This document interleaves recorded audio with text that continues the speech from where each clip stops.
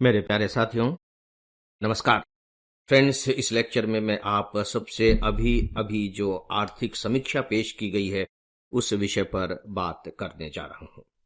सबसे पहले शुरुआत मैं इस तथ्य से करना चाहूंगा कि परीक्षा की दृष्टि से यह जो टॉपिक है अपने आप में किस रूप में इंपॉर्टेंट है।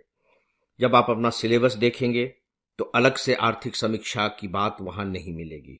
ठीक इसी तरह से जब आप प्रीवियस ईयर्स के क्वेश्चन पेपर उठा करके देखेंगे, चाहे वो प्री के पेपर हों या मेंस के हों और यहां तक इंटरव्यू क्यों ना हो, तो वहां भी सीधे सीधे आर्थिक समीक्षा पर कोई प्रश्न नहीं पूछा जाता है। तो अब सवाल उठता है कि यह जो आर्थिक समीक्षा है ये एग्जामिनेशन के पॉइंट ऑफ व्यू से फिर इंपॉर्टेंट किस रूप में है। तो पहले मैं इस पर बात करने जा रहा हूं। आप जानते हैं कि यह जो आर्थिक समीक्षा है हर साल प्रस्तुत की जाती है और बजट से ठीक एक दिन पहले प्रस्तुत की जाती है। इसका मतलब यह हुआ कि बजट से कहीं न कहीं इसका संबंध होता है, क्योंकि आर्थिक समीक्षा का संबंध है किससे? इसी बात से है कि पिछले एक साल के दौरान हमारे देश की आर्थिक स्थिति क्या रही है। चूंकि आर्थिक समीक्षा हर साल प्रस्तुत की जाती है, इसलिए स्वाभाविक है कि केवल एक साल की समीक्षा इसमें होगी। हमारी स्थिति कैसी रही इसका एक भाग होता है, और जो दूसरा भाग है कि इन स्थितियों को देखते हुए भविष्य में हमें किस तरह की नीतियां बनानी होंगी। तो आप कह सकते हैं कि ये कहीं न कहीं हमारी सरकार के लिए आर्थिक नीतियों के निर्धारण का एक मार्गदर्शन भी करता है आर्थिक समीक्षा। तो अगर आप इस बिंदु पर आकर के सोचेंगे तो आपको बहुत स्पष्ट हो जाएगा कि सीधे सीधे आर्थिक समीक्षा आपके काम की नहीं है, लेकिन इसमें जो तथ्य आएंगे, कुछ डेटा होंगे, बहुत इंपॉर्टेंट डेटा होंगे, कुछ नीतियों संबंधी बातें बताई जाएंगी, भविष्य के लिए कुछ तथ्य रेखांकित किए जाएंगे, वे इंपॉर्टेंट हो जाते हैं। और जब आप इस रूप में सोचेंगे कि ये किस लिए इंपॉर्टेंट हो जाते हैं तो पता लगेगा कि मुख्य परीक्षा की दृष्टि से तो बहुत ही ज्यादा इंपॉर्टेंट हो जाते हैं।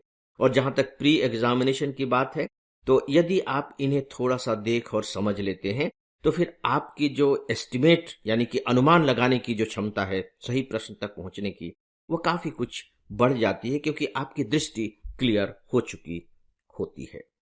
तो दोस्तों, ये थी परीक्षा की दृष्टि से इसकी बातें। देखिए, आर्थिक समीक्षा एक बहुत बड़ा डॉक्यूमेंट होता है। अखबारों में इसके बारे में छपा है, छपता ही है, लेकिन यहां मैं एक बात और स्पष्ट करना चाहूंगा कि आपके सामने दो तरह के अखबार होंगे। एक वे अखबार जो पूरी तरह से इकोनॉमी पर बेस्ड हैं, जैसे इकोनॉमिक टाइम, बिजनेस स्टैंडर्ड, ये इकोनॉमिक्स से रिलेटेड अखबार हैं। उनमें इसके बारे में बहुत विस्तार के साथ बातें लिखी हुई होंगी, जो स्वाभाविक है। लेकिन जब आप जनरल मेन स्ट्रीम के अखबारों को पढ़ेंगे, जो नेशनल न्यूज़पेपर हैं, जैसे आप हिंदुस्तान पढ़ रहे हैं या टाइम्स ऑफ इंडिया पढ़ रहे हैं, दैनिक भास्कर पढ़ रहे हैं, दैनिक जागरण पढ़ रहे हैं, तो उसमें इस खबर को जगह तो मिलेगी, लेकिन एक सीमित जगह मिलेगी। तो ये जो सीमित जगह मिल रही है ये आपके लिए इंपॉर्टेंट है इस रूप में, क्योंकि ये जो अखबार हैं, जो मेन स्ट्रीम के अखबार हैं, ये राष्ट्रीय दृष्टि से हमारे लोगों को क्या जानना चाहिए इस दृष्टि को ध्यान में रख करके लिख रहे हैं। और जो इकोनॉमिक्स से रिलेटेड जो अखबार हैं वो तो डेफिनेटली इकोनॉमिस्ट लोगों को क्या जानना चाहिए, इकोनॉमिक्स से रिलेटेड जो एक्सपर्ट हैं उनके लिए क्या इंपॉर्टेंट है, उस दृष्टि से लिख रहे हैं। तो आपको जो तथ्य निकालने होंगे या आपके लिए जनरल स्टडीज की दृष्टि से जो इंपॉर्टेंट होंगे वो मेन स्ट्रीम के अखबारों के तथ्य होंगे। तो दोस्तों, आइए अब हम इसी को आधार बना करके कुछ जरूरी बातें करते हैं। मैं रिपीट कर रहा हूं, कुछ जरूरी बातें करते हैं। मैं आपके ऊपर बहुत सारे डेटा का बोझ लाद करके जो महत्वपूर्ण डेटा हैं उनको भी समाप्त नहीं करना चाह रहा हूं। मैं बहुत ही थोड़ी सी बातें करूंगा, लेकिन विश्वास कीजिए कि उसमें आपके जरूरत की सारी बातें शामिल हो जाएंगी। पहली बात, ये जो इकोनॉमिक सर्वे है इसे तैयार कौन करता है? देखिए, सीधी सी बात है, इसे तैयार तो करता, अगर मिनिस्ट्री का नाम ले तो मिनिस्ट्री ऑफ फाइनेंस। लेकिन मिनिस्ट्री ऑफ फाइनेंस अपने आप में बहुत बड़ा है, तो मिनिस्ट्री ऑफ फाइनेंस को कई अलग अलग डिपार्टमेंट में बांटा गया है। कई अलग अलग डिपार्टमेंट विभाग हैं उसके, तो उसी का एक डिपार्टमेंट है डिपार्टमेंट ऑफ इकोनॉमिक अफेयर्स। देखिए, इकोनॉमिक्स अफेयर से संबंधित है आर्थिक समीक्षा, तो डिपार्टमेंट है डिपार्टमेंट ऑफ इकोनॉमिक अफेयर्स। अब फिर उस डिपार्टमेंट को फिर अलग अलग डिविजन्स में बांट दिया जाता है, यानी कार्य की सुविधा की दृष्टि से। तो उसी का एक डिवीजन है इकोनॉमिक डिवीजन। इकोनॉमिक डिवीजन वह इस इकोनॉमिक सर्वे को तैयार करता है, और ये जो इकोनॉमिक सर्वे है इसको तैयार करने की जिम्मेदारी होती है हमारे चीफ इकोनॉमिक एडवाइजर पर। मैं रिपीट कर रहा हूं, चीफ इकोनॉमिक एडवाइजर पर। और आपको मालूम होगा, अगर आप टीवी न्यूज देख रहे होंगे तो दूरदर्शन पर बार बार इनका इंटरव्यू आ रहा था। हमारे जो मुख्य आर्थिक सलाहकार हैं अभी हैं डॉक्टर अनंत नागेश्वरन।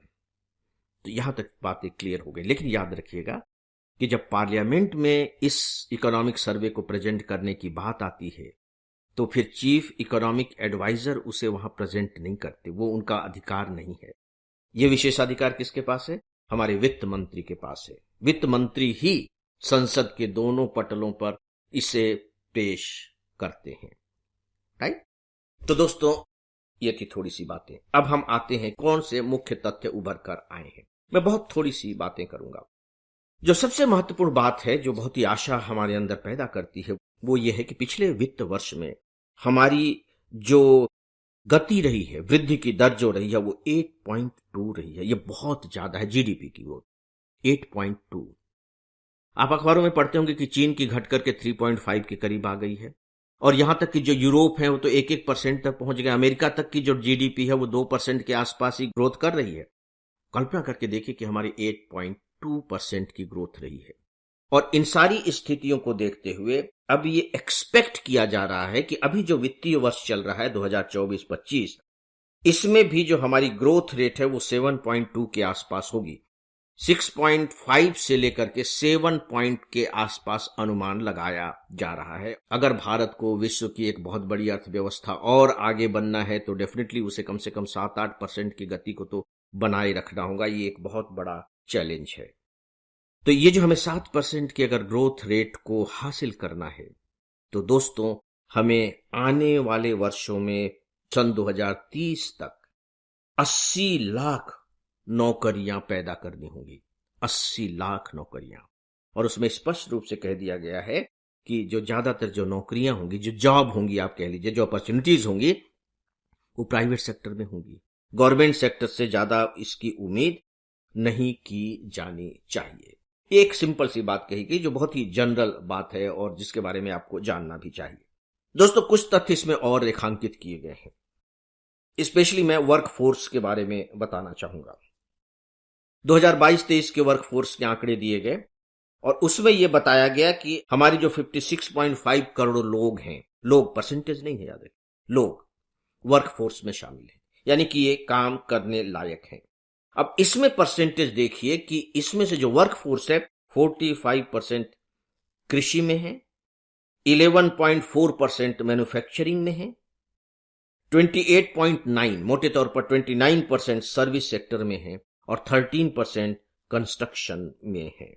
जो पूरा का पूरा वर्क फोर्स है इसमें 57.3%, और इसको आप लगभग 57 कह सकते हैं, लोग खुद के बिजनेस में लगे हुए हैं और 21% लोग नौकरियां कर रहे हैं। हमें इस सिस्टम को बदलना होगा। यानी कि आप देखिए कृषि में कितने लोग लगे हुए, 45%। हमारे सामने चैलेंज ये है कि इस 45% को हम कैसे सर्विस सेक्टर में शिफ्ट कर सकते हैं, मैन्युफैक्चरिंग सेक्टर में शिफ्ट कर सकते हैं, कंस्ट्रक्शन सेक्टर में शिफ्ट कर सकते हैं। जैसे ही हम ये करेंगे तो हमारी जो जीडीपी की ग्रोथ है वो ऑटोमेटिक तरीके से बढ़ जाएगी। दोस्तों, ये कुछ महत्वपूर्ण आंकड़े थे और मुझे लगता है कि इतने ही आंकड़े पर्याप्त होंगे। अब मैं आता हूं इस बात पर कि भविष्य की जो नीतियां हमारी होनी चाहिए, आर्थिक नीतियां, वो किस आधार पर होनी चाहिए, उनकी दिशा क्या होनी चाहिए। बाकायदे जो हमारे चीफ इकोनॉमिक एडवाइजर हैं उनसे इंटरव्यू लिया गया, उन्होंने इस पर बात भी की और ये बातें बाकायदे इकोनॉमिक सर्वे में शामिल भी हैं। इसमें जो 3-4 महत्वपूर्ण बातें हैं बस वे मैं आपके सामने रखने जा रहा हूं। साफ तौर पर हमारे सीईए यानी कि चीफ इकोनॉमिक एडवाइजर ने कहा है कि अभी भी जो हमारा निर्यात का क्षेत्र है, जो हमारे मैन्युफैक्चरिंग का क्षेत्र है और जो हमारे छोटे लघु मध्यम दर्जे के उद्योग हैं, इनके सामने चुनौतियां बनी हुई हैं। और देखिए ये जो सेक्टर है सबसे ज्यादा रोजगार उपलब्ध कराते हैं और हमें 80 लाख नए रोजगार पैदा करने हैं, तो कैसे संभव होगा? इसका मतलब यह हुआ कि इनकी चुनौतियों को दूर किया जाना बहुत जरूरी है। दोस्तों, एक बात उन्होंने जो महत्वपूर्ण कही है और मुझे लगता है कि इसे आप नोट कर लीजिएगा। आप जानते हैं कि हमारी जो देश की अर्थव्यवस्था है वो कृषि पर आधारित है। तो सीए ने कहा कि कृषि के बारे में हमें अब अपने नजरिए को बदलना होगा, और इस पर उन्होंने जोर दिया कि बदलना होगा, और यदि इस कृषि क्षेत्र पर पर्याप्त ध्यान दिया गया तो ये जो कृषि का क्षेत्र है हमारे देश की एक नई ताकत बन सकती है। मतलब कृषि के क्षेत्र पर ध्यान दिया जाना बहुत जरूरी है, और आप देख रहे हैं कि कृषि का क्षेत्र कैसे हमारा बहुत ही मंथर गति से बढ़ रहा है। किसान किस तरह से आंदोलन कर रहे हैं, किसान किस तरह से सुसाइड कर रहे हैं, इसके बारे में आप जानते हैं। तो दोस्तों, पहली बार मुझे कृषि के बारे में यह नजरिया, यह दृष्टिकोण पढ़ने को मिल रहा है। एक बात इन्होंने और भी जो महत्वपूर्ण कही है दोस्तों, वो ये है कि जो आर्टिफिशियल इंटेलिजेंस है वो विश्व की अर्थव्यवस्था में क्रांति लाने के लिए बिल्कुल तैयार है, बिल्कुल तैयार है। और एआई के कारण और ऑटोमेशन के कारण बकायदे रोजगार के अवसर भी कम हो रहे हैं, और हमें रोजगार के अवसर ज्यादा से ज्यादा उपलब्ध कराने हैं। तो हमारे चीफ इकोनॉमिक एडवाइजर का ये कहना है कि ऐसी स्थिति में अगर देश समृद्ध होना चाहता है तो उन्हें एआई और ऑटोमेशन, इन दोनों क्षेत्रों में रिसर्च को बढ़ावा देना होगा, काफी बढ़ावा देना होगा। हम इनसे अलग नहीं हो सकते कि इनको छोड़ो, कोई कानून बना करके इन पर प्रतिबंध लगा दो, इससे बात बनेगी नहीं। एक बात उन्होंने और जोरदार कही। उन्होंने ये कहा कि जो चीन है उसके धीरे धीरे जीडीपी की ग्रोथ कम हो रही है, उसकी नीतियां भी कुछ इस तरीके की हो गई है कि जो विश्व के जो दूसरे देश हैं वो अब चीन की तुलना में भारत को तरजीह देने लगे हैं, और ऐसी स्थिति में भारत के मैन्युफैक्चरिंग हब बन जाने की बहुत बड़ी संभावना है कि वो मैन्युफैक्चरिंग हब बन सकता है। लेकिन उन्होंने फिर यहां एक बात कही कि अगर भारत मैन्युफैक्चरिंग हब बनने की कोशिश करेगा तो उसे कच्चा माल मंगाना पड़ेगा। कच्चा माल कहां से मंगाएगा? वो चीन से मंगाएगा, और जब चीन से कच्चा माल मंगाना शुरू करेगा तो चीन के साथ जो हमारा व्यापार घाटा है वो और भी बढ़ सकता है। लेकिन चलिए, वो कोई बात नहीं है, क्योंकि मैन्युफैक्चरिंग हब की जो हमें ताकत मिलेगी, तो चीन के साथ अगर व्यापार घाटा बढ़ता है तो कोई बात नहीं, उसकी भरपाई इधर से की जा सकती है। तो दोस्तों, ये कुछ महत्वपूर्ण तथ्य थे इस बार के इकोनॉमिक सर्वे के, और मुझे लगता है कि एग्जामिनेशन के पॉइंट ऑफ व्यू से शायद इतनी ही बात करना पर्याप्त होगा। इस विषय पर बस इतना ही, और इसी के साथ ही आज के इस डेली ऑडियो लेक्चर को अब यहीं समाप्त करता हूं। नमस्कार।